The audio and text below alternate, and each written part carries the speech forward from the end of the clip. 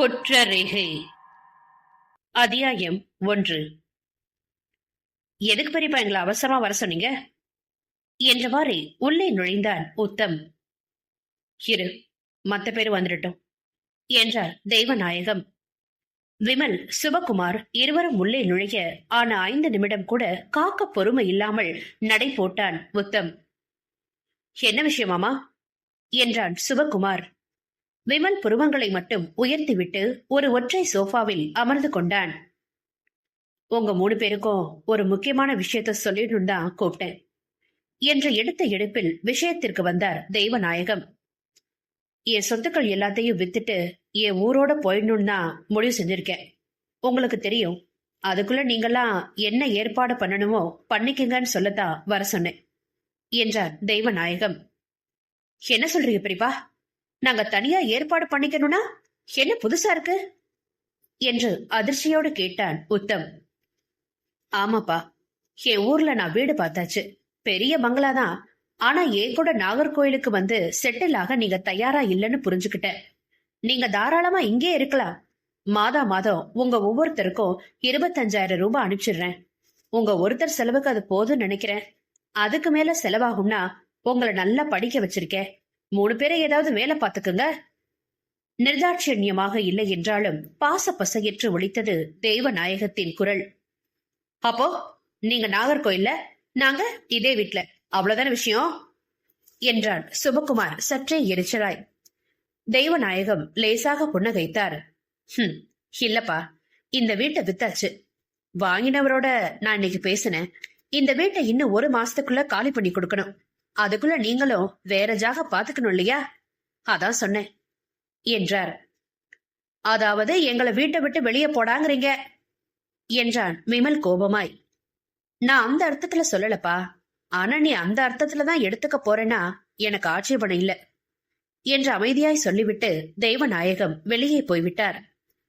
அந்த அறையில் சிறிது நேரம் ஒரு அதிர்ச்சியான மௌனம் நிலவியது. என்று வெறுப்பாய் சொல்லி உத்தம் மௌனத்தை கலைத்தான். எவ்வளோ வப்பாட்டி பெத்த பிள்ளைய பார்த்தாராம், தான் புள்ளன்னு அடையாளம் கண்டுக்கிட்டாராம். அதுல இருந்து நம்மள ஆட்டி வைக்கிறாரு. சொத்தை அவனுக்கு கொடுத்துருன்னு பாக்குறாரு. நாம விலகிட்டா நல்லதுன்னு நமக்கு எரிச்சல் மூட்டி பாக்குறாரு. பொறுமினான் சிவகுமார். இந்த வீட்டை வைக்கிற அளவுக்கு போவார்னு நினைக்கல. அந்த அளவுக்கு அவர் தூக்கி வளர்த்த நாம இப்ப இழப்பமா போயிட்டோம் என்று எகிரினான் உத்தம். இதே ரீதியில் சிறிது நேரம் மாறி மாறி பேசிய இருவரும் உள்ளே வந்ததிலிருந்தே மௌனமாக இருந்த விமலை உற்று பார்த்தார்கள். என்ன, நீ ஒண்ணு சொல்லவே இல்ல? கையில நிறைய சில்லற நடமாடுதோ? சித்தப்பா சொத்து பெத்த பிள்ளைக்குன்னு திடீர்னு தர்மசீலனா ஆகிட்டியோ என்றான் உத்தம் கிண்டலாக. அமைதியாக புன்னகைத்தான் அந்த விமல். நம்மள யாருடா அவருக்காக அவர் மேல பாசம் வச்சவங்க? சொத்துக்காக தானே அவரோட இருக்கோம். பொண்டாட்டி புள்ளகுட்டி இல்லாத தனி மனுஷனாச்சே. அவர் சொத்த ஆட்டைய போடலான்னு தான் நாம 3 பேருமே நினைச்சோம். இப்படி வில்லன் மாதிரி ஒரு புள்ள வருவான்னு நாம யாருமே நினைக்கலையே. இனிமே என்ன செய்யலான்னு தான் யோசிக்கணுமே தவிர சித்தப்பாவை பகச்சுக்க கூடாது. அதனால எந்த நன்மையும் நடக்காது. அவன் சொன்னதை கவனமாக கேட்டனர் இருவரும். சரி, என்ன பண்ணலாங்கிற என்றான் உத்தம். கேளுங்க, நாம சித்தப்பா கிட்ட போய் அவர் சொல்ற எல்லாத்துக்கும் ஒத்துக்கிறதா சொல்லிடணும். அப்புறம் நம்ம திட்டத்தை நடத்த ஒரு நல்ல நாள் பார்க்கணும். அவர் தன்னோட சொத்த புறாவும் கேஷா மாத்திக்கிட்டு வராரு. அதுல கருப்பு வெளுப்பு 2 இருக்கே. அதனால சேர சேர அத லாக்கர்ல வச்சிருக்காரு. மொத்தமா எடுத்துக்கிட்டு நாகர்கோயில் போய் வீட்டுக்கு மற்றும் சில இன்வெஸ்ட்மெண்ட்டுகளுக்கு மட்டும் பயன்படுத்துவாருன்னு நினைக்கிறேன். சோ அவர் அந்த பணத்தை மொத்தமா வீட்டுக்கு எடுத்துட்டு வராரே, அன்னைக்குதான் நம்ம திட்டத்திற்கு சுப முகூர்த்தம் என்றான் விமல் உறுதியாக. அத்தியாயம் 2. வா தர்மா, வெல்கம் கேர்ள்ஸ் என்றான் இன்ஸ்பெக்டர் போஸ். என்ன போஸ், எனிதிங் இம்பார்ட்டன்ட்? எதுக்கு அவசரமா வர சொன்ன என்றான் தர்மா. பெசன் நகர்ல தெய்வநாயகம்னு ஒருத்தர் மர்டர் ஆயிட்டாரு. அந்த விஷயமா இதுவரை விசாரிச்சதுல 3 பேரை சந்தேகத்தின் பேர்ல டீடைன் பண்ணி வச்சிருக்கோம். ஆனா அதுக்கு மேல கேஸ் நகரல. 3 பேரும் சேர்ந்து செஞ்சிருக்கலாம். ஆனா அதுக்கு சாட்சி இல்ல. இன்னைக்கு அவங்கள காவல்ல இருந்து விடுவிக்கணும். உங்களால ஏதாவது ஹெல்ப் பண்ண முடியுமான்னு தான் உங்களை கூப்பிட்டேன் என்றார் போஸ் ஒரே மூச்சில். தெய்வநாயகம், தட் வெல்தி மேன் என்றாள் தன்யா. ஆமா, தெய்வநாயக பத்தி எல்லாருக்கும் தெரிஞ்ச ஒரே விஷயம் அவர் பணக்காரங்கிறதான். அவருக்கு குடும்பம் எதுவும் இருக்கல, அதனால வெவ்வேறு சமயங்கள்ல தன்னுடைய உறவினர்களோட பிள்ளைகளை ஆதரிச்சு வந்திருக்காரு. அவங்க அனாதையாயிட்ட 3 பேரு அவரோடய தங்கிட்டாங்க. அவங்கதான் இப்ப கைது பண்ணப்பட்டிருக்காங்க. இது வரைக்கும் எங்க தகவல் சரிதானே என்று கேட்டாள் தர்ஷினி. தர்ஷினி கலெக்ட் பண்ண தகவல் எப்படி தப்பா போகும் என்றான் போஸ் மனதிற்குள் வியந்தவாறு. அவர் கொல்லப்பட்ட அடுத்த நாள் போலீஸ் அங்க போனப்போ அங்க இன்னொரு இளைஞனும் இருந்ததா பிரஸ் ரிப்போர்ட் சொல்றதே, அவன் யாரு என்று கேட்டாள் தன்யா. போஸை முண்டிக் கொண்டு இதற்கும் தர்ஷினியே பதிலளித்தாள். அவன் தெய்வநாயகத்துடைய பிள்ளையா, இல்லீகல் புத்திர. ஆனா அவனை தான் மகன்தான்னு தெய்வநாயக ஏத்துக்கிட்டாரு. அவனோட நாகர்கோயில போய் செட்டில் ஆக இருந்தாரு. அப்போ இங்க உள்ள சொத்துக்கள் பிசினஸ் எல்லாம் என்றாள் தர்மா. வித்துட்டாரு. அந்த கேஷ் முழுவதையும் பேங்க் லாக்கர்ல வச்சிருந்திருக்காரு. கொலையான அன்னைக்கு மத்தியானம் தான் அதை மொத்தமா எடுத்துக்கிட்டு வீட்டுக்கு வந்திருக்காரு. மறுநாள் நாகர்கோயில் போக பிளான். அன்னைக்கே கார் அனுப்பிட்டாரு. தூத்துக்குடிக்கு பிளைட் டிக்கெட் வாங்கியிருக்காரு என்றான் போஸ். தனக்கும் பேச வாய்ப்பு கிடைத்ததை எண்ணி மகிழ்ந்தவாறே. ஆல் ரைட் என்று சுறுசுறுப்பானாள் தன்யா. நீங்க அந்த 3 பேர், அதாவது தெய்வநாயக சாரோட உறவுக்காரங்க, அவங்கள ரிலீஸ் பண்றதுக்குள்ள நாம அவங்கள விசாரணை பண்ணிடலாம். நாங்க கேள்விகள் கேட்கலாம் இல்லையா? கண்டிப்பா, அதுக்காக தானே உங்களை வர சொன்னேன் என்றவாறே பெல்லை அழுத்தி கான்ஸ்டபிளை அழைத்தான் போஸ். அத்தியாயம் 3. இவங்க சத்துரா டிடெக்டிவ் ஏஜென்சி என்று போஸ் அறிமுகம் செய்ததும் ஆச்சரியமான எதிர்வினை வந்தது சுபகுமாரிடமிருந்து. உங்களை பத்தி கேள்விப்பட்டிருக்கேன். சொல்லப்போனா எங்களை இன்னைக்கு ரிலீஸ் பண்ணினதும் உங்களைத்தான் போன் பண்றதா இருந்தேன். ரியலி? ஆமாங்க மிஸ். உங்க ஏஜென்சி காணாம போனதை கண்டுபிடிக்கிறதுல தனி திறமை உள்ளவங்களாச்சே. எங்க மாமாவோட பணம் அது எங்களுக்கு சொந்தமானது. காணாம போயிடுச்சு. போலீஸ் கொலகாரனை பிடிக்கிறதுலதான் கவனம் செலுத்துவாங்க. அதனால பணத்தை மீட்கிறதுக்கு உங்களை அமர்த்தணும்னு நினைச்சேன். ரொம்ப தேங்க்ஸ். நீங்க சொன்னதை மனசுல வச்சுக்கிறோம். அதுக்கு உங்க உதவிய தேவை. நாங்க கேக்குற கேள்விகளுக்கு நீங்க பதில் சொல்லணும். ரிமாண்ட்ல இருந்தப்போ முழுசும் அதைத்தானே செஞ்சுக்கிட்டு இருந்தோம் என்று திருவாய் மலர்ந்தான் உத்தம். இனி நீங்க கேக்குறதையும் கேட்டுடுங்க, பதில் சொல்லிடுறோம். போஸ் அவர்களுக்கு ஒரு அறையை ஏற்பாடு செய்து கொடுத்துவிட்டு வெளியேறினான். ஆரம்ப அறிமுகங்களில் சில நிமிடங்கள் கரைந்தன. நீங்க 3 பேரும் வெவ்வேறு சூழ்நிலைகள் காரணமா, ஆனா இள வயதிலேயே உங்க உறவுக்காரரான தெய்வநாயகம் வீட்டுக்கு வந்துட்டீங்க. இதே போல அவர் வேறு சில இளைஞர்களை ஆதரிச்சிருந்தாலும் ஓரிரு வருஷத்துல அவங்கள திருப்பி அனுப்பிட்டாரு. நீங்க 3 பேரும் அவருடைய இருந்தீங்க. உங்கள யாரையாவது அவரு தத்தெடுத்துக்கிட்டாரா? அப்படி சொல்லித்தான் என்னை எங்க வீட்டுல இருந்து கூட்டிட்டு வந்தாரு என்றான் விமல். ஆனா கடைசி வரைக்கும் தத்தெடுக்கல. ஒரு கட்டத்துல அவர் அப்படி செய்வார் போல இருந்தது. அப்ப பார்த்து அந்த சனி வந்து சேர்ந்தது. அதாவது அவர் மகன் இல்லையா? அவர் மகன் தேரி. எவனுக்கு பிறந்தவனோ ராஸ்கல். எங்க சித்தப்பாவை நம்ப வச்சுனா சொத்தை எல்லாம் அவனுக்கு கொடுத்துட்டு எங்களை கட் பண்ணி விட இருந்தாரு என்றான் விமல் கோபம் மாறாமல். சோ உங்களுக்கு தெய்வநாயக பேர்ல கோபம் இருந்தது. அந்த சொத்து உங்களுடையதுங்கிற எண்ணம் இருந்தது, சரியா என்றான் தர்மா மெதுவாக. ஆமா என்று ஒப்புக்கொள்ள இருந்த சிவகுமார் சட்டென்று நிறுத்தி தர்மாவை கோபத்துடன் உற்று பார்த்தவன், ஹலோ, நீங்க யார் கட்சி? நாங்க உண்மையோட கட்சி. நீங்க எங்களை எம்ப்ளாய் பண்ணலங்கிறத ஞாபகம் வச்சுக்கிறது நல்லது என்றான் தர்மா அதே மெதுவான குரலில். தென் நான் உங்களுக்கு பதில் சொல்ல வேண்டிய அவசியம் இல்ல என்றான் சிவகுமார். ஒரு 8 கோடி இருக்குமா என்று சம்மந்தமில்லாத கேள்வி பிறந்தது தர்ஷினியிடமிருந்து. வாட்? ரெக்கார்ட்ஸ்க்காக கேக்குற?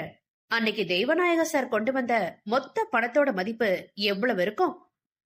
10.25 கோடி என்று தன்னை எறியாமல் ஒப்புக்கொண்டார் சுபகுமார். அதாவது கேஷ், தங்க நாணயங்கள், நகைகள், இந்த வடிவங்களோட மொத்த மதிப்பு சொல்றேன். அவ்வளவும் இப்ப கொலகார கையில என்று தர்ஷினி முணுமுணுத்தாள்.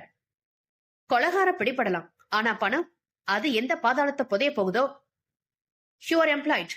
பணத்தை தேடித்தரவோ எங்களை குற்றவாளி இல்லைன்னு நிரூபிக்கவோ ஃபீஸ் எங்களுக்கு கிடைக்கிற பங்குல 5% சரிதானே என்றான் விமல். தேங்க்ஸ். ஆனா உங்கள ஒருத்தர் கொலையாளியா இருந்தா நாங்க உண்மைய மறைக்க மாட்டோங்கிறத நினைவுல வச்சுக்கோங்க என்றான் தர்மா. அங்கே அசந்தர்ப்பமான ஒரு மௌனம் நிலவியது. ஓகே என்றான் உத்தம் கடைசியில் எல்லோருக்கும் பொதுவாக. அத்தியாயம் 4. போஸ், ஓரளவுக்கு எங்களுக்கு பேக்ரவுண்ட் தெளிவாயிடுச்சு. இனி கொலை நடந்த அன்னைக்கு என்ன நடந்ததுன்னு உங்க விசாரணைகள்ல இருந்து தெரிஞ்சுக்கிட்டத சொல்லுங்க என்றாள் தன்யா. சிம்பிள். அன்னைக்கு ரொம்ப நேரம் பேங்க்ல தான் தன்னோட நேரத்தை கழிச்சிருக்காரு தெய்வநாயகம். அவர் சொத்தை வித்ததுனால அவருக்கு கிடைச்ச பணம் மற்றும் அவருடைய சேமிப்பு, குடும்ப நகைகள் எல்லாத்தையும் ஜாடா பேங்க்ல இருந்து எடுத்துட்டாரு. ஒட்டுமொத்தமா சென்னையை காலி பண்ணிக்கிட்டு நாகர்கோயிலோட போயிடணும்னு நினைச்சிருக்கார் போல இருக்கு. ஏன் என்றாள் தன்யா. என்ன சொல்றீங்க? ஏன் எல்லாத்தையும் பேங்க்ல இருந்து எடுக்கணும்னு கேக்குற? இப்பதான் பண பரிமாற்றம், அதான் டிரான்ஸ்பர் வசதி இருக்கே. இவ்வளவு கேஷ வீட்டுல வைக்கிறது பாதுகாப்பு இல்லையே. இது நாங்க கேட்க மாட்டோமா? பணம் முழுசு வெளுப்பு இல்ல, அதுல கணிசமா கருப்பும் இருந்ததுனாலதான் அது கணக்குக்கு வரல. லாக்கர்ல தான் இருந்தது. ஊருக்கு போறதா பிளான் இருந்ததால எல்லாத்தையும் கொண்டு வந்துட்டதா அந்த 3 பேரு சொல்றாங்க என்றான் போஸ். தொடர்ந்து, அவர் வீடு வந்த சேரு வரையிலும் செக்யூரிட்டி ஏஜென்சில இருந்து துப்பாக்கியோட கார்ட்ஸ் கூடவே இருந்திருக்காங்க. அப்புறமும் வீட்டுக்கு வெளியில காவல் இருந்திருக்காங்க. அவரோட அறையிலும் பிங்கர் பிரிண்ட் லாக் இருந்திருக்கு என்றான். சோ ஆசாமி வெளியில இருந்து வரல என்றாள் தன்யா. ஆமா, வீட்டுக்கு வந்ததும் சொந்தக்காரங்க 3 பேரும் வந்து சண்டை போட்டிருக்காங்க. ஆனா தெய்வநாயகம் எனக்கு ஏமாத்துறது பிடிக்காது, அதனாலதான் உங்களுக்கு சொத்து கொடுக்க எனக்கு இஷ்டம் இல்லைன்னு சொல்லிட்டு அவங்கள வெளியே போக சொல்லிட்டாரு. ரொம்ப நேரம் வரைக்கும் பணத்தை எண்ணி ஒழுங்குபடுத்துறதுல செலவிட்டிருக்காரு. அப்புறம் பாலை குடிச்சிட்டு படுத்து தூங்கி இருக்காரு. விடைகால 3:30 மணில இருந்து 5:30 மணிக்குள்ள கத்தியால மூர்க்கமா குத்தி கொல்லப்பட்டிருக்காரு. பணம் நகை மாயமா மறைஞ்சிருச்சு என்று முடித்தான் போஸ். போஸ், தெய்வநாயகத்தோட வீட்டை நாங்க பாக்கணும். அப்புறம் அங்கிருந்து அத்தனை பேரையும் சந்திக்கணும். அங்கேயே ஒரு மீட்டிங்க்கு ஏற்பாடு பண்றீங்களா நாளைக்கு என்று தன்யா கேட்டதும் போஸுக்கு தூக்கி வாரி போட்டது. மீட்டிங்கா? சாதாரணமா கேஸ் முடியும்போதானே மீட்டிங் போடுவீங்க என்றாள் ஆச்சரியமாய். கேஸ் முடிய போகுதுன்னு வச்சுக்கோங்களேன் என்றாள் தன்யா மர்மமாய் சிரித்தபடி. அத்தியாயம் 5. அன்று தெய்வநாயகத்தின் வீட்டுக்கு சதுரா டிடெக்டிவ் மூலமும் டீமும் இன்ஸ்பெக்டர் போஸும் வந்து சேர்ந்த போது அங்கே உத்தம், விமல், சிவகுமார் தவிர மேலே 3 இருந்தனர். ஒருவர் சற்று வயதானவராக தோற்றம் காட்டினார். அவரை ஒட்டியே பழுப்பு கண்களுடனும் கம்பீரமான தோற்றத்துடனும் காட்சியளித்த அவன்தான் தெய்வநாயகத்தின் மகனாக இருக்க வேண்டும். சற்று தூரத்தில் வேட்டி சட்டையில் ஒருவன் காணப்பட்டான். வேலைக்காரனாக இருக்கலாம். வணக்கம், எல்லாரும் வந்தாச்சு இல்லையா? இனி ஆரம்பிக்கலாமா என்றாள் தன்யா. இருங்க, நான் உங்களை அறிமுகப்படுத்துறேன். பெரியப்பாவோட காணாம போன பணத்தை கண்டுபிடிக்கிறதுக்காக நாங்க ஏற்பாடு பண்ண டிடெக்டிவ்ஸ் இவங்க என்றான் விமல். வயதான தோற்றத்துடன் காணப்பட்டவர் தாமே முன்வந்து பேச ஆரம்பித்தார். வெல்கம். இவர் குணசீலன், சாரோட மகன். நான் அவர் குடும்ப லாயர். இந்த சொத்துக்கள் விற்கவும் இவரை தேடி கண்டுபிடிக்கவும் உதவி செஞ்சேன். அவன் ஜெயவேல், சார் வச்சிருந்த ஒரே வேலைக்காரன். அவனைதான் சமையல செய்வான். நேத்து ராத்திரி 9 மணிக்கு இவன் அங்க தங்கி இருக்கிற அவுட் ஹவுஸ்க்கு போயிட்டான். தெய்வநாயக சாரோட ரூம் கதவை பத்தி கேள்விப்பட்டிருப்பீங்க. கைவிரல் ரேகைய சரி பார்த்து திறக்கக்கூடிய பூட்டு அதுல இருக்கு. அதனால அவரா உள்ள போனால் ஒழிய யாரும் உள்ள நுழைய முடியாது.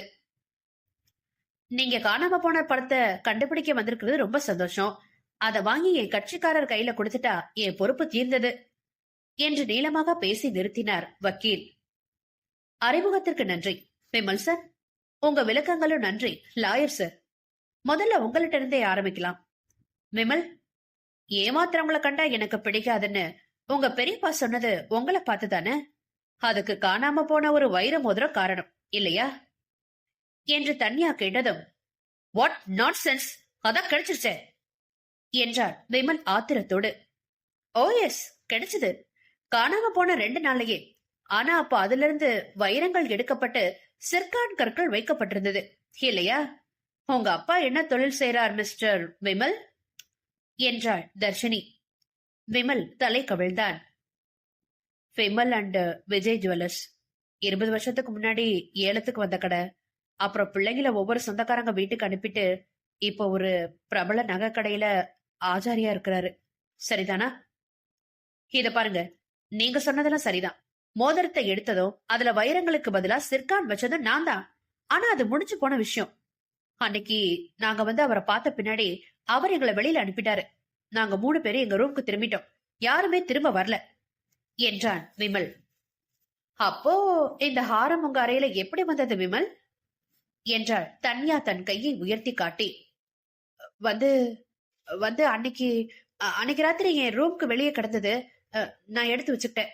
யார்கிட்டயும் சொல்லல என்றான் விமல் தட்டு தடுமாறி. எல்லோரும் அவனை சந்தேகத்தோடு பார்த்தனர்.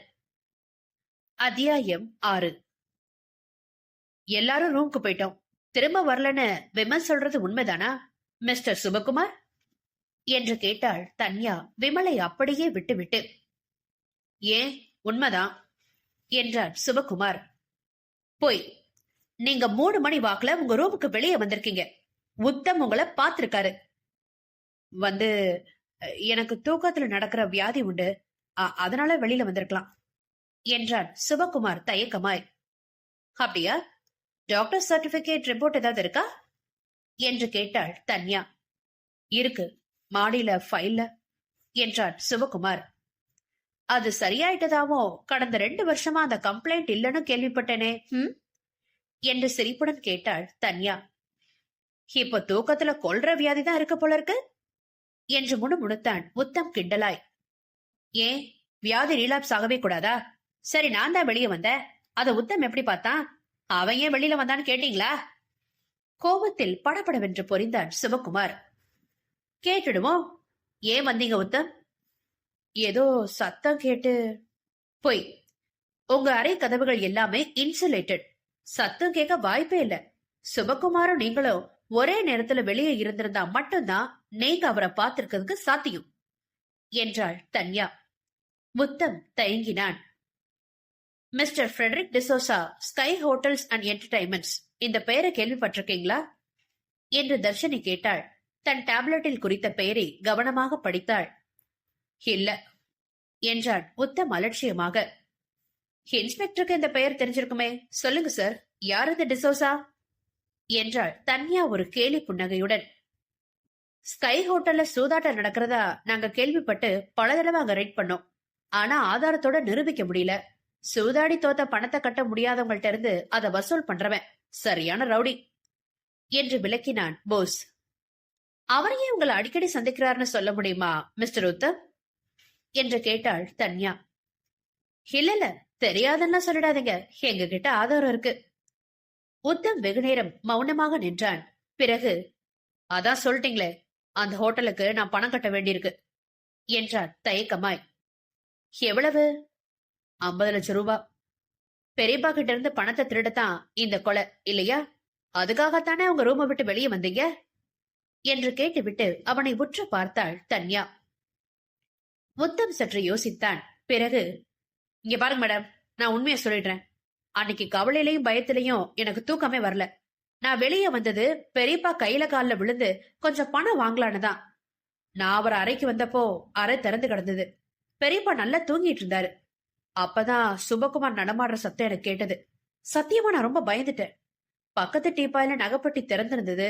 அதுல இருந்து ஒரு கொத்து அள்ளிக்கிட்டு வேகமா என் ரூமுக்கு போயிட்டேன் என்றான் உத்தம். அவனுக்கு மூச்சு வாங்கியது. அதுல ஒண்ணுதான் விமல் ரூம் வாசல்ல விழுந்திருக்கணும் என்று யோசித்தவாறே கூறு தன்யா. அந்த நகையை நீங்க எப்ப பாத்தீங்க விமல் என்றாள் திடீரென்று. ராத்திரி, அதாவது காலையில என்று தடுமாறினான் விமல். வெடிகாலைன்னு வச்சுப்போம். அப்போ நீங்க ஏன் வெளியில வந்தீங்க மிஸ்டர் விமல் என்று தன்யா. சரி, நீங்களும் ரேடியா சொல்ல மாட்டீங்க, உங்களுக்கு ஒரு பெயர் சொல்றேன், விக்டோரியா என்று தொடர்ந்தாள். விமலும் சிறிது நேரம் மௌனமாக இருந்தான். பிறகு சொன்னான். விக்டோரியா கிளப் டான்சர், ஆனா தங்கமான குணம். அவளை கல்யாணம் பண்ணிக்கணும்னு நினைச்சேன். அதுக்கு கணிசமா சொத்து தேவை. என்ன பண்றதுன்னு புரியல. அதான் சித்தப்பாவை கொன்னுட்டு அந்த பணத்தை எடுத்துக்கலாம்னு முடிவு பண்ணேன். அடப்பாவி என்றான் குணசீலன் முதல் முறையாக. எங்க அப்பாவை நீயா கொன்ன அவனை பார்த்து முறைத்தான் விமல். பிறகு தன்யாவிடமே பேச ஆரம்பித்தான். அந்த ராத்திரியை விட்டுட்டா சித்தப்பா தன் பையனோட நாகர்கோயில் போயிடுவாரு. அப்புறம் அவர் வளர்த்த கடமைக்கு எங்களுக்கு ஏதாவது பிச்சை போடுவாரே தவிர சொத்தெல்லாம் எதிர்பார்க்க முடியாதுல. அதனால கிச்சன்ல இருந்து ஒரு கத்தி எடுத்து வச்சிருந்தேன். 4 மணி வரைக்கும் எனக்கு தைரியம் வரல.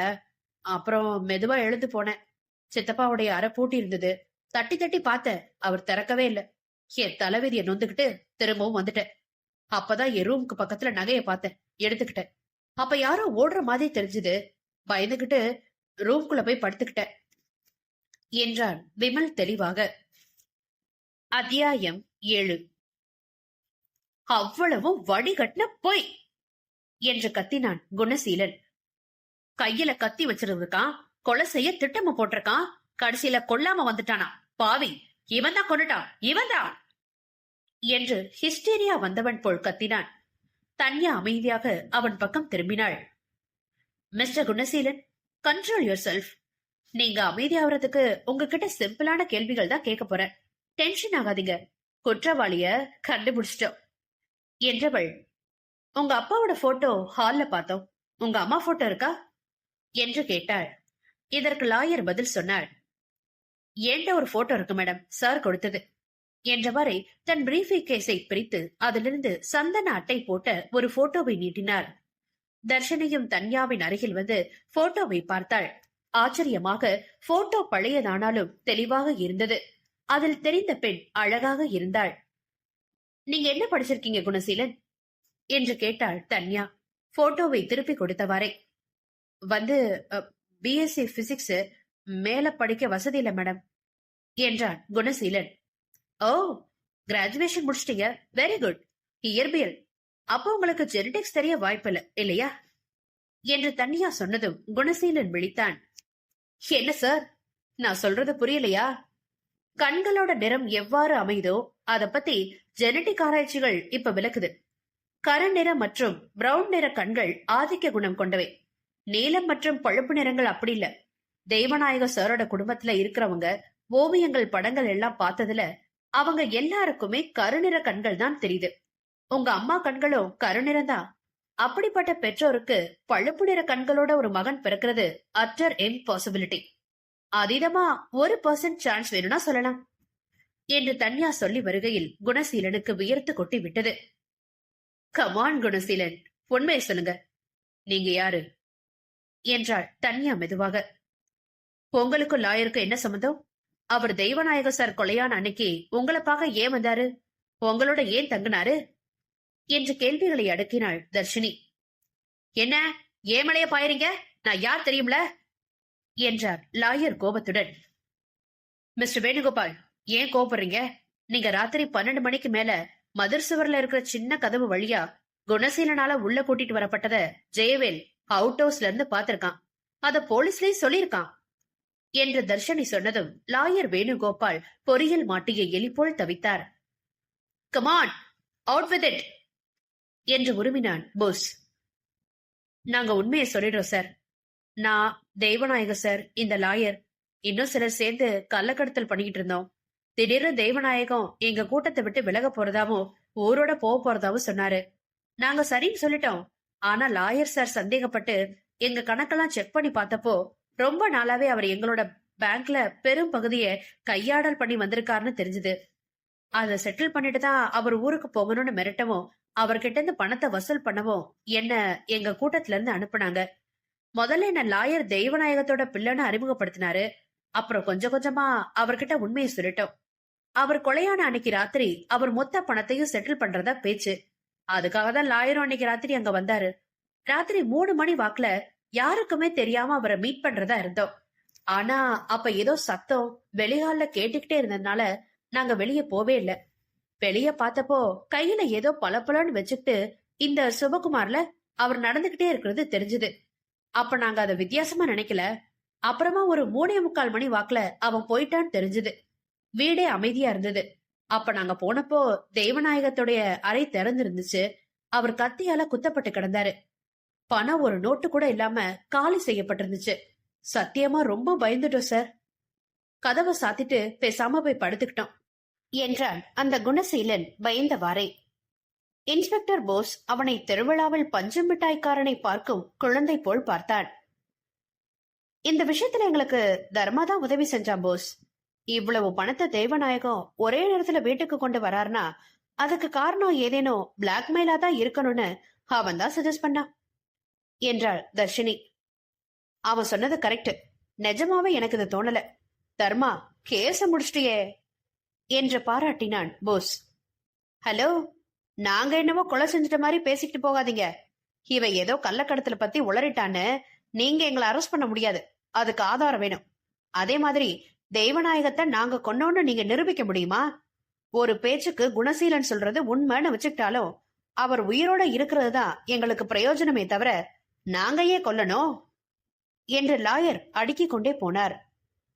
ஒருவேளை அந்த பணத்தை நீங்க எடுத்துக்கிட்டு உங்க கூட்டத்தை ஏமாத்திடலான்னு நினைச்சீங்களோ என்னவோ என்றான் போஸ் கிண்டலாக. சார், சத்தியமா அப்படிலாம் இல்ல சார். எங்களை மாட்டி விட்டுறாதீங்க. அன்னைக்கு விமல் தான் கையில கத்தியோட நடமாடினது. அவன் தான் கொண்டு இருக்கணும் என்று கத்தினான் குணசீலன். அதுல ஒரு பிரச்சனை இருக்கே குணசீலன். நீங்க அவரை பார்த்துட்டு வந்ததுக்கு அப்புறம் தான் விமல் தெய்வநாயக அறைக்கு போயிருக்காரு. நீங்க கதவை சாத்தினப்போ அதை பூட்டிடுச்சு. அவர் கதவை தட்டி தட்டி பார்த்துட்டு திரும்பிட்டதா ஸ்டேட்மெண்ட் கொடுத்திருக்காரு. இதை நீங்க நம்புறீங்களா? கொலை நோக்கம் அவருக்கு இருந்ததுங்கிறத அவரே ஒப்புக்கிட்டாரே. அது இங்க இருந்த எல்லாருக்குமே இருந்துச்சே.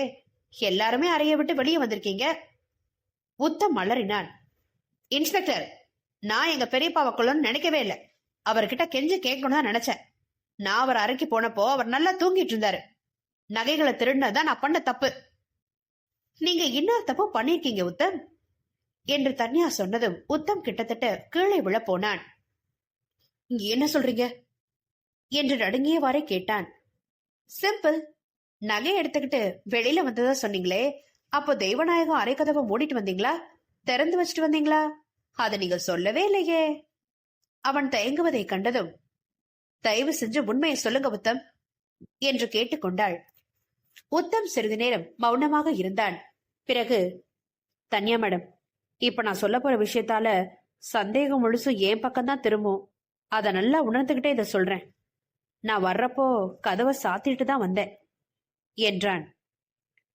இப்ப அவர் சொன்னதோட அர்த்தம் உங்க எல்லாருக்கும் புரிஞ்சிருக்கும்னு நினைக்கிறேன். கதவை அவர் சாத்திட்டு வந்ததுனால தெய்வநாயகத்தை அவர் கொன்னிருக்க வேணும். அப்படி இல்லைன்னா தெய்வநாயகம் உள்ள விட்ட வேற யாராவது செஞ்சிருக்க வேண்டும். அது நிச்சயம் இவங்க 3 பேர்ல ஒருத்தரா இருக்கவே முடியாது. முக்கியமா அது சுபகுமார் இல்ல. அதத்தான் மிஸ்டர் உத்தம் தெளிவுபடுத்திருக்காரு. சுபகுமார் தூக்கத்துல நடந்தாரா அல்லது நினைவோட தான் இருந்தாராங்கிறது அவர் மட்டுமே தெளிவுபடுத்தக்கூடிய விஷயம். ஆனா அன்னைக்கு முழுசும் ஹால்ல நடமாடின சுபகுமார் கையில ஏதோ பலபலன்னு வச்சுக்கிட்டு அது கத்தியாவும் இருக்கலாம். நடமாடின சுபகுமார் உத்தம் போறதுக்கு முன்னாடி தெய்வநாயகம் அறைக்கு போயிருந்தா வெறுமனே ஏதாவது திருடி இருக்கலாம் முடியும் இல்லையா? உத்தம் போனதுக்கு அப்புறம் அவரால் உள்ள நுழைஞ்சிருக்கவே முடியாது. சிவகுமார் ஒரு பெருமூச்சு விட்டான். நிம்மதியானான். அத்தியாயம் 8. இப்போ அன்னைக்கு ராத்திரி என்ன நடந்துக்கிறதுக்கு ஒரு கால அட்டவணை போடலாம் என்றாள் தன்யா. விடைகாலையில 3 மணி வாக்குல வெளியே வந்த உத்தம் தன் பெரியப்பாட ரூமுக்கு போய் அவர் அயர்ந்து உறங்குறத பார்த்துட்டு கொஞ்சம் நகைகளை திருடிக்கிட்டு கதவையும் சாத்திட்டு வந்துட்டாரு. ஏறக்குறைய அதே நேரத்துல வெளியில வந்த சுபகுமார் ஹால்ல நடமாடிக்கிட்டே இருந்திருக்காரு. ஆனா அவருக்கோ மத்த 2 பேருக்குமோ அன்னைக்கு தெய்வநாயகம் கதவை திறந்திருக்க மாட்டாருன்னு நாம நிச்சயமா சொல்லலாம். சுபகுமார் தான் ரூமுக்கு போனதுக்கு அப்புறம் 3:45 மணி வாக்குல லாயரும் குணசீலனும் வந்திருக்காங்க. அவங்களுக்கு தெய்வநாயகம் நிச்சயம் கதவை திறந்திருப்பாரு. ஏன்னா அவங்கள அவரு அன்னைக்கு ராத்திரி சந்திக்கிறதா திட்டம் இருந்ததே. அவங்களுக்கு கொடுக்க வேண்டிய பணத்தையும் தயார் செஞ்சு வச்சிருக்காரு. ஆனா அறக்கதவு திறந்திருந்தது. அவர் கொல்லப்பட்டிருந்தாருங்கிறது இவங்க 2 பேரோட வாக்குமூலம். அதுக்கப்புறம் சுமார் 4 மணிக்கு அந்த அறைக்கு வந்த விமல் அறைக்கதவு பூட்டப்பட்டத உறுதி செய்யறாரு. இவங்க எல்லாரும் சொன்னதை அப்படியே எடுத்துக்கிட்டு நாம செஞ்ச சம்மப்பிது. இவங்கள யாரு வேணாலும் மற்றவர்களோட கூட்டு சேர்ந்து பொய் சொல்லிருக்கலாம். உத்தமும் சுபகுமாரும் நம் மனதிற்கு வருகிறார்கள். தன்யா இவ்வாறு சொன்னதும், நான் பொய் சொல்ல மேடம் என்ற உத்தமும், எனக்கு அன்னைக்கு ராத்திரி நடந்தது எதுவுமே நினைவில்லை மேடம் என்று சுபகுமாரும் ஒரே நேரத்தில் சொன்னார்கள். தன்யா புன்னகைத்தாள். நீங்க 2 பேரும் ஆரம்பத்துல ஒருத்தர் ஒருத்தர் காட்டி கொடுத்த வேகத்தை பார்த்தா நீங்க சேர்ந்து சதி செய்திருக்க முடியாதுன்னு தோணுது. இதுவரை நீங்க சொன்னது எல்லாமே நடிப்போன்னு தோணுது. இருவரும் விழித்தார்கள். ஏதோ சொல்ல முயன்றார்கள். அவர்கள் இடைமறைத்து ஒலித்தது தர்மாவின் குரல். தன்யா, நீ சொன்னதையெல்லாம் நான் கவனமா கேட்டேன். அதுல இருந்து எனக்கு 2 சந்தேகங்கள் தோன்றி இருக்கு என்றான் தர்மா. கேளு தர்மா என்றாள் தன்யா. சந்தேகம் நம்பர் 1. தான் அறையில 10.25 கோடி மதிப்புள்ள பணமும் நகையும் வச்சிருக்க ஒருத்தர் அதுல கொஞ்சத்தையோ மொத்தத்தையோ திருட யாராவது நுழையும் போது கொரட்டை விட்டு தூங்குவாரா? அவரோட உள்ளுணர்வோட எச்சரிக்கையில எழுந்துட மாட்டாரு? சந்தேகம் நம்பர் 2. அடிப்படையான சந்தேகம். அவ்வளவு பணமும் நகையை வச்சுக்கிட்டு ஒருத்தர் அரைக்கதவை திறந்து வச்சுக்கிட்டு தான் தூங்குவாரா? அதுவும் கதவுல கைரேகை போட்டு போன பாதுகாப்பு ஏற்பாடுகளை செஞ்சிருக்க ஒருத்தர் என்று கேட்டான் தர்மா. எக்ஸாக்ட்லி என்றாள் தன்யா சந்தோஷமாய். ஓ சந்தேகங்கள் சரியானவை தர்மா. அதுல இருந்து நாம என்ன தெரிஞ்சுக்கிறோம்? 2 சாத்தியங்கள் என்றான் தர்மா. 1, இவங்கள ஒருத்தரோ பலரோ பொய் சொல்றாங்க. 2, தெய்வநாயகம் கதவை பூட்டுற நிலைமையிலேயே இல்ல. வாட் டு யூ மீன் என்றார் லாயர் ஆச்சரியமாக. Very simple. தெய்வநாயகத்துக்கு யாரோ மயக்க மருந்து கொடுத்திருக்காங்க. அவர் பணத்தை எண்ணி முடிச்சதும் பாலை குடிச்சிட்டு படுத்துக்கிட்டாரு என்று போஸ் சொன்ன போதே எங்களுக்கு அந்த சந்தேகம் வந்துருச்சு. அதுலதான் மயக்க மருந்து கலக்கப்பட்டிருக்கணும்னு ஊகிக்கிறோம் என்றாள் தன்யா. அத்தியாயம் 9. அங்கிருந்த எல்லோருமே தன்யாவை அதிர்ச்சியோடு பார்த்தார்கள். எஸ், இன்னைக்கு நம்ம கேஸ் பல திருப்பங்களை சந்திருச்சு இல்லையா? மோட்டிவ் என்ற ஒரே கண்ணோட்டத்துல நாம முதல்ல 3 பேர் மேல சந்தேகப்பட்டோம். உத்தம், விமால், சுபகுமார். இப்போ இன்னும் 3 பேர் மேல நம்ம சந்தேக வட்டத்துக்குள்ள வர்றாங்க. தெய்வநாயகத்தோட மகனாக நடித்த குணசீலன், ஒரு பெரிய சதித்திட்டத்தின் சூத்திரகாரியாக இருந்த வக்கீல் வேணுகோபால் மற்றும் வேலைக்காரன் ஜெயவேல். என்னது, ஏன் மேல சந்தேகப்படுறீங்களா என்று அலறினான். அதுவரை சற்று தள்ளி நின்றிருப்பதை நடப்பதை கவனித்துக் கொண்டிருந்த ஜெயவேல். ஆமா, நான் தெய்வநாயக சாரோட அன்பிலேயே வளர்ந்தவன். இன்னைக்கு நான் சாப்பிடுற சாப்பாட்டை அவர் போட்ட பிச்சை. நான் எங்க சார கொள்ளணும்னு மனசால கூட நினைக்க மாட்டேமா. அப்படிலாம் சொல்லாதீங்க என்று சொல்லிவிட்டு கண்களை துடைத்துக் கொண்டான். அப்போ நீ தெய்வநாயக சாரோட பால்ல யார சொல்லி மயக்க மருந்த கலந்தேன்னு சொல்லிடு என்று தன்யா நிர்தாட்சியமாக கேட்டாள். ஜெயவேல் விழித்தான். ஜெயவேல், நீ சொன்னது எல்லாமே சரி. உனக்கு தெய்வநாயக சார் மேல மிகுந்த அன்பும் நன்றியும் போக்க முடியாது. அப்படி போக்க சக்தி வாய்ந்தது ஒன்றுதான், பணம். அளவுக்கு அதிகமான பணம். உன் வாழ்நாள்லயே நீ பார்க்க முடியாத, பாத்துராத பணத்தை உனக்கு கிடைக்கும் நீ நினைச்சு கூட பார்க்க முடியாத அளவு பணம். குறைஞ்சது 10 கோடி. தன்னுடைய அறையில அவர் பணத்தை வச்சுக்கிட்டு என்றதை நீ பார்த்த போதான் உனக்கு சபலம் தட்டியிருக்கணும். அன்னைக்கு ராத்திரி அவருக்கு பால் கொடுக்கும்போது அதுல நீ மயக்கம் இருந்த கலந்திருக்க. அது உனக்கு எப்படி கிடைச்சது என்று தன்யா கேட்க மௌனமாக நின்றான் ஜெயவேல். எங்க மாமாவோட ரூம்ல இருந்தே கிடைச்சிருக்கோம். அவருக்கு தூக்க மாத்திரை சாப்பிடுற வழக்கம் உண்டு என்றான் விமல் வெறுப்பாய். தேங்க்ஸ் விமல். அத அவர் பணத்தை எண்ணி முடிச்சுட்டு 2 மணி வாக்குல குடிச்சிருக்கணும். அதோட விளைவாதான் கதவை தாழிடாமலே படுக்கையில மயங்கி விழுந்தாரு தெய்வநாயகம். இதுக்கப்புறம் தான் நாம முன்பு சொன்ன நிகழ்வுகள் எல்லாமே நடந்திருக்கு. தெய்வநாயகத்தை சந்திக்க விரும்பின குணசீலன், அப்புறம் வேணுகோபால், அவரை கொல்ல நினைச்ச விமல், யாருமே அவர் ரூம நெருங்கவே முடியல. காரணம், அன்னைக்கு ராத்திரி நடமாடிக்கிட்டே இருந்த சுபகுமார், அவருக்கு முன்னாடி வந்த உத்தம் சில நகைகளை எடுத்துக்கிட்டு கதவை சாத்தி சுபகுமார் நினைச்சிருந்தாலும் அவர் உள்ளே நுழைய முடியாத நிலையை ஏற்படுத்திட்டாரு. அன்னைக்கு 12 மணிக்கு மேல லாயர் வந்ததுக்கு அப்புறம் அதே வழியா உள்ள வந்த ஜெயவேல் தன் காரியத்தை முடிக்க நேரம் பார்த்துக்கிட்டே இருந்திருக்கான். 3:30 மணி அளவுல சுபகுமார் தன்னோட ரூமுக்கு திரும்பினதும் அவன் தெய்வநாயகத்தோட ரூமுக்கு போய் அவரை கொன்னுட்டு படத்தை எடுத்துட்டு ஓடி வந்துட்டான். அரைக்கதவை திறந்திருக்கிறது. தெய்வநாயகம் மரணம் அடைந்ததையும் பணம் மறைச்சு வெட்டதையும் கண்ட அதிர்ச்சியில பயத்திலையும் அவங்க கதவை போட்டுட்டு தங்களோட ரூம்ல போய் முடங்கிக்கிட்டாங்க.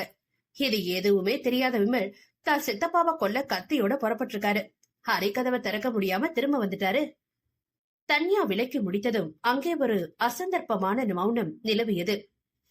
நான் இல்லைங்க, நான் சத்தியமா இல்லைங்க என்றான் ஜெயவேல் பரிதாபமாய். தன்யா, ஜெயவேல் 3:30 மணிக்கு தெய்வநாயகத்தோட ரூம போயிருந்தா அவனால எப்படி உள்ள நுழைய முடிஞ்சது?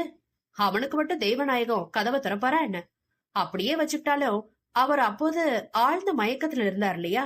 கதவை திறந்து வச்சுட்டு அவர் மயங்கி இருந்தாலும் உத்தம் அத சாத்திட்டாரே, தானா பூட்டிக்கிற கதவு இல்லையாது என்றான் தர்மா அங்கிருந்த எல்லோருடைய குரலாக. என்ன தர்மா இப்படி கேக்குற? என்னதான் மயக்க மருந்து கொடுக்கப்பட்டாலும் தெய்வநாயகம் அந்த பாலை குடிப்பார்னோ இல்லனா கதவை திறந்து வச்சுக்கிட்டே மயங்கி விழுவார்னோ ஜெயவேல் எப்படி எதிர்பார்க்க முடியும்? அவன் எல்லாத்துக்கும் தயாராதான் இருந்திருக்கணும். அப்படிங்கறது அவன் கையோட கத்தி கொண்டு போனதுலயே தெரியலையா? இதுல வேடிக்கை என்னன்னா, தெய்வநாயகத்தை கொல்லணும்னு நினைச்ச எல்லாருமே ஆயுதமா கத்தியத்தான் தேர்ந்தெடுத்திருக்காங்க. அப்புறம் ஜெயவேல் கதவை எப்படி திறந்தான்னு கேக்குறீங்கல்ல? எல்லாரும் கவனமா கேளுங்க. என்னதான் பிங்கர் பிரிண்ட் உள்ள லாக்கு, அதனாலும் ஒரு அவசரத்துக்கு அதை திறக்கிறதுக்கோ இல்லனா வேற பிங்கர் பிரிண்ட் ப்ரோக்ராம் செய்யறதுக்கோ அதுல சாவி போடுற ஆப்ஷனும் கொடுத்திருப்பாங்கல்ல என்று தன்யா சொன்னதும் எல்லோருக்கும் தூக்கி வாரி போட்டது. அந்த சாவியை இவங்க யார் கண்ணையும் படாம தெய்வநாயகம் மறைச்சு வச்சிருப்பான்றதுல சந்தேகமே இல்ல. இவங்க மேல கொண்ட அவநம்பிக்கையாலதான் அவர் இப்படிப்பட்ட கதவை வச்சிருந்ததே. அந்த இடத்த கண்டுபிடிச்சு அதை எடுக்கக்கூடிய வாய்ப்பு இந்த வீட்லயே ஜெயவேலுக்கு மட்டும்தான் இருக்கு. நமக்கு அந்த சந்தேகம் வந்துடக்கூடாது. தெய்வநாயக சாரே அதை திறந்து விட்ட மாதிரி இருக்கணும்ன்றதுக்காகத்தான் கொலை செஞ்சு பணத்தையும் நகைகளையும் எடுத்துட்ட ஜெயவேல் கதவை திறந்தே வச்சுட்டான். அவ்வளவு சொத்தை எடுத்துக்கிட்டு அவன் யாருமே தெரியாம வெளியில போறது கஷ்டம் இல்லையா? அதனாலதான் மூட்டையா கட்டி கயிறு மூலம் பால்கனி வழிய வீட்டுக்கு வெளியே இறக்கி வச்சுட்டு தானும் வெளியே வந்து எடுத்துக்கிட்டேன்னு போகிக்கிறேன். அப்புறம் அப்பாவி மாதிரி அவுட் ஹவுஸ் போயிட்டான். அந்த பணம் இன்னும் இந்த காம்பவுண்டுக்குள்ளேயே மறைச்சு வைக்கப்பட்டிருக்கா, இல்ல யாராவது அக்கௌண்டன்ஸ் மூலமா வெளியே எடுத்துட்டு போயிட்டாங்களான்னு நீங்க தான் கண்டுபிடிக்கணும் மிஸ்டர் போஸ் என்று முடித்தாள் தன்யா. யா, அந்த அப்ரசன்டின்னு சீக்கிரம் கண்டுபிடிச்சிடலாமே என்றான் போஸ் உற்சாகமாக. இதுக்கெல்லாம் காரணம் ஜெயவேல் தான் அப்படிங்கறத அந்த அப்ரசன்டியோட வாக்குமூலம் இல்லனா நிரூபிக்க முடியாதே. ஏன் முடியாது? இந்த கதவோட சாவிய அவன் தன் ட்ரெஸ்லயோ வீட்லயோ மறைச்சு வச்சிருப்பான், இல்லனா இங்கேயே மறுபடி கொண்டு வந்து வச்சிருப்பான். அத பிடிங்க. அவன்கிட்ட அது இல்லனாலும் அவன் கைரேகை அதுல நிச்சயம் இருக்கும். அப்புறம் அந்த அப்ரசன்டி அவனை பிடிச்சிட்டா பணத்தையும் மீட்டிடலாம் என்றாள் தர்ஷினி சிரிப்புடன். வெல் டன் என்று கூறினான் போஸ். சும்மா சொல்லக்கூடாது தனியா, தர்ஷினி கலக்கிட்டீங்க போங்க என்று மனதார பாராட்டினான் இன்ஸ்பெக்டர் போஸ். அத்தியாயம் 10. நேரம் மறுநாள் மாலை. இடம் சதுரா டிடெக்டிவ் ஏஜென்சி. நன்றி சார், ஆனா இதோட பெருமை எல்லாம் தர்மாவுக்கு தான். அவன் தான் முக்கியமான சில விஷயங்களை கவனிச்சு சொன்னான் என்றாள் தன்யா நிறைவுடன். அட, பெருமை எல்லாம் காசாகுமா? எனக்கு இந்த கள்ளக்கடத்தில் கும்பலை பிடிச்சு ஆதாரத்தோட தண்டனை வாங்கி கொடுத்தா பேருக்கு ரிவார்ட் தருவாங்க. உங்களுக்கு இப்ப மீட்க போற பணத்துல 5% எவ்வளவு என்றான் போஸ் சற்றே பொறாமையாய். தர்மா மென்மையாக சிரித்தாள். இப்ப மீட்க போற பணத்தை அரசாங்கத்துக்கு டிக்ளேர் பண்ணி அவங்க போடுற வரிய கட்டினதுக்கு அப்புறம் கிடைக்கிற மிச்சத்துல 5%ன்னு சொல்லு போசு. அத ஒரு கண்டிஷனாவே உத்தம், விமல், சிவகுமார் கிட்ட சொல்லிட்டேன். இதுக்கு முன்னாடி தெய்வனாக எழுதின உயில்ல இவங்க 3 பேரத்தான் வாரிசுகளா அறிவிச்சிருக்காரு. அது நல்ல வேலையா இன்னும் மாற்றப்படல. உங்களுக்கு நல்ல வேலைதான், ஆனா உங்க திறமைக்கு தகுந்த சன்மானம் தான் இது. கேஸ்ல ஒரு மர்மம் விடாம எல்லாத்தையும் விளக்கிட்டீங்களே என்று வியந்தான் போஸ். இல்ல போஸ், இன்னும் ஒரு மர்மம் விளக்கப்படல. அது விளக்கப்படும்னு தோணல என்றாள் தன்யா. அப்படி என்ன மர்மம் என்று ஆச்சரியமாக கேட்டான் போஸ். தர்மா, தன்யா, தர்ஷினி மூவரும் ஒரே குரலாய் ஒலித்தார்கள். அன்னைக்கு ராத்திரி ஹால்ல உலவன சிவகுமார் தூக்கத்துல நடந்தாரா இல்லனா நினைவோட இருந்தாரா?